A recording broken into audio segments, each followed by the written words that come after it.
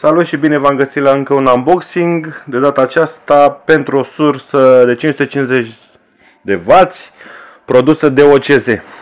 Haideți să vedem ce este în pachetul nostru. Dacă reușim să o deschidem ar fi perfect. Și iată, avem un ghid de utilizare în mai multe limbi. Așa. Sursa noastră.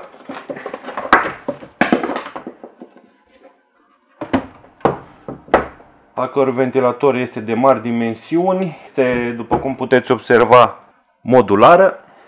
Cabluri fixe, doar alimentarea de procesori de placă de bază 20 plus 4 pini, cea de procesor de 8 pini și încă una de procesor pentru modelele mai vechi de plăci de bază cu 4 pini. Haideți să vedem și accesoriile. Avem un cablu de alimentare de la rețea, un cablu obișnuit deja, o gentuță cu cablurile, cu restul de cabluri ale sursei, ceea ce înseamnă, de fapt, ia uite, avem și șuruburile de montaj. Avem două bracheturi PCI Express pentru alimentarea plăcii sau plăcilor video, după caz. Încă un brachet cu alimentări SATA, unul cu alimentări normale, încă un brachet SATA și încă unul Molex 4 pini.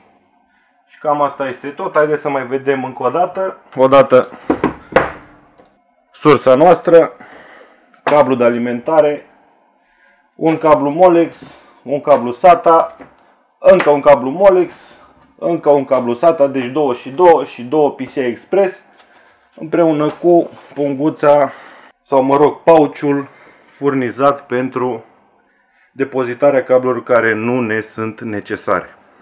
Mai avem ghidul de utilizare și cele 4 șuruburi de montaj. Este una dintre sursele pe care o recomandăm în cazul sistemelor middle end, o sursă bună de calitate